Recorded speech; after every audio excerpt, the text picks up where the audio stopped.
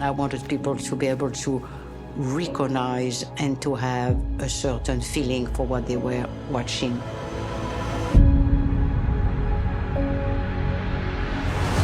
In the beginning, everything was challenging because the other Game of Thrones was absolutely brilliant.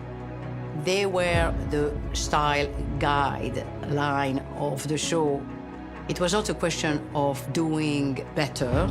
It was just doing something different and just saying, this is another show, I start from scratch, which came naturally and organically because the minute that you have a new script, new actors, they all had new ideas helping me in the designs.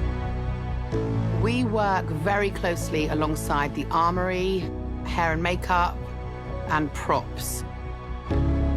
When we created the looks, we had various meetings where we would all get together, prosthetics, hair, makeup, costume, and the art department, because we all had to work together. We really collaborated on that. We have a team of 3 costume buyers and fabric buyers who have great connections, fabric suppliers all over the world, and those suppliers will bring us different options from different countries and different places, and quite often it's better for us to go direct to the supplier. The biggest task that we've had to come across is actually Brexit. Hate to be political, but we've had huge problems with shipping and getting stuff in and out, and also we were buying during a lockdown, so we were really limited as to where we could go and how we could purchase our fabrics. So that was by far the biggest hurdle. The costumes are always silk. No, not that because I'm a snob, but I really believe that silk looks always fantastic in every single form. And every actor loves it. But for me, what was important is that they could move freely. They could jump, sit, fight, and always feel very free in what they were wearing. And that's why I gave to the men a sort of tight tailoring. First, because I love tight tailoring. I think that you should see a goji moving. The same with the woman as well. Give them a very modern silhouette. And what I mean by a modern silhouette, although it's happening once upon a time, it's somebody from now watching it. And I want every single person of the public to want to be dressed up like that. My daughter is the future queen. I wanted this to be a wedding for the histories. For the wedding, Rhaenyra is wearing a white dress, and then she gets the cape. And the cape is a mixture of the Targaryen and the Velaryon.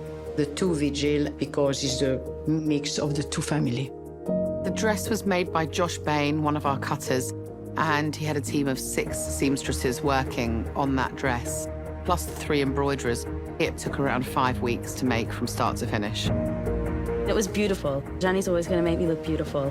I was very clever. I asked for no sleeves because it gets really hot in here. So I just had these beautiful chains as sleeves. And it's got obviously the dragon scales and little dragon memorabilia scattered all over it.